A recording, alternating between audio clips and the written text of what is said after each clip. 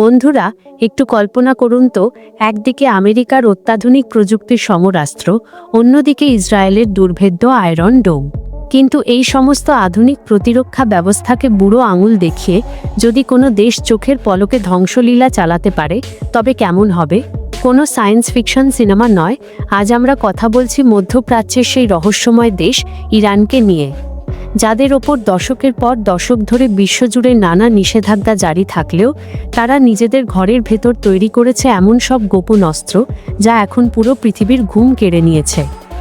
আজ magic facts টিভির এই বিশেষ পর্বে আমরা উন্মোচন করতে যাচ্ছি ইরানের সেই 5টি ভয়ঙ্কর এবং জাদুকরী মারণাস্ত্রের রহস্য, যা শুনলে আপনিও বলতে বাধ্য হবেন, এও কি সম্ভব? বিশেষ করে ভিডিওর শেষে আমরা এমন এক অস্ত্রের কথা বলবো যার ভয়ে কাঁপছে খোদ পেন্টাগন। তাই ভিডিওটি 1 সেকেন্ডের জন্যও মিস করবেন না। আমাদের তালিকার শুরুতেই যে দানবীয় অস্ত্রের নাম আসে তার নাম হলো ফাত্তাহা-2।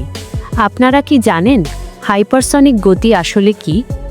যখন কোনো কিছু শব্দের চেয়েও কয়েক গুণ বেশি গতিতে ছুটে যায়, তখন তাকে আটকানোর কোনো প্রযুক্তি আজ পর্যন্ত পৃথিবীতে আবিষ্কৃত হয়নি। আর ইরান দাবি করছে তাদের এই ফাত্তাহা-2 মিসাইলটি শব্দের চেয়ে 15 গুণ বেশি দ্রুত চলতে পারে। ভাবুন একবার, আপনি চোখের পলক ফেলার আগেই এই মিসাইল কয়েক কিলোমিটার পথ পাড়ি দিয়ে আপনার দরজায় কড়া নাড়বে। পৃথিবীর যে কোনো রাডারকে ফাঁকি দিয়ে এটি যখন আগুনের গোলার মতো ধেয়ে আসে, তখন বড় বড় পরাশক্তির কাছে হাত গুটিয়ে দাঁড়িয়ে দেখা ছাড়া আর কোনো উপায় থাকে না। এটি কেবল একটি মিসাইল নয়, এটি ইরানের এক অজয় শক্তির প্রতীক। এরপরেই আসে সেই ছোট কিন্তু খুনি ড্রোন, যার নাম শুনলে এখন ইউক্রেন থেকে শুরু করে পুরো ইউরোপ আতঙ্কিত হয়ে ওঠে। শাহেদ 136। একে বলা হয় কামিকাজে বা আত্মঘাতী ড্রোন। এর বিশেষত্ব হলো এটি একবার উড়লে আর ফিরে আসে না, সরাসরি শত্রুর ওপর গিয়ে আছড়ে পড়ে। মজার ব্যাপার হলো এই ড্রোনগুলো তৈরি করা যেমন সস্তা, তেমনি এগুলোকে রাডারে ধরাও প্রায় অসম্ভব। ইরান যখন একসাথে শত শত ড্রোন আকাশে ছেড়ে দেয়, তখন আকাশের নীল রং ঢেকে যায় ড্রোনের কালো ছায়ায়। বড় বড় কোটি কোটি টাকার মিসাইল ডিফেন্স সিস্টেমও এই সস্তা ড্রোনের কাছে হার মেনে যায়। অনেকে একে বলে থাকে গরিবের পারমাণবিক বোমা। তালিকায় 3 নম্বরে আছে খাইবার শেকান। এই মিসাইলের নামটির পেছনেই লুকিয়ে আছে এক বিশাল ইতিহাস। এটি 1450 কিলোমিটার দূরের যে কোনো লক্ষ্যবস্তুকে পিন পয়েন্ট একুরেসি বা একদম নিখুঁতভাবে ধ্বংস করতে পারে। কিন্তু এর আসল জাদু লুকিয়ে আছে এর কৌশলে।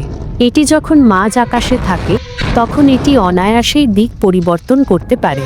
ফলে শত্রুপক্ষ যখন মনে করে তারা মিসাইলটিকে ধ্বংস করতে পারবে, ঠিক তখনই এটি সাপের মতো এঁকেবেঁকে অন্য দিক দিয়ে গিয়ে আঘাত হানে। মরুভূমির তলায় লুকানো কয়েকশো ফুট গভীর সুড়ঙ্গ থেকে যখন এই মিসাইলগুলো উৎক্ষেপণ করা হয়, তখন তা হয়ে ওঠে পৃথিবীর অন্যতম এক রহস্য। বন্ধুরা, আপনাদের কি মনে হয়, কেবল মিসাইল আর ড্রোন দিয়ে কি একটি দেশ অপরাজেয় হতে পারে? ইরানের আসল শক্তি কিন্তু লুকিয়ে আছে তাদের আকাশ প্রতিরক্ষায়। রাশিয়ার S-400 সিস্টেমের কথা তো সবাই জানেন, কিন্তু ইরান তৈরি করেছে তাদের নিজস্ব বাভার -373। এটি একসাথে 100টি টার্গেট ট্র্যাক করতে পারে। মানে আপনার আকাশসীমা দিয়ে একটি মাছিও যদি উড়ে যায়, সেটিও ধরা পড়বে ইরানের এই ডিজিটাল চোখে। সবশেষে ইরানের নৌবাহিনীর সেই ক্ষুদে স্পিডবোটগুলোর কথা না বললেই নয়। পারস্য উপসাগরে আমেরিকার বিশাল বিশাল যুদ্ধ জাহাজগুলোকেও তটস্থ করে রাখে ইরানের এই দ্রুতগামী নৌকাগুলো। এগুলো পঙ্গপালের মতো হানা দেয় এবং বড় জাহাজকে চারপাশ থেকে ঘিরে ফেলে।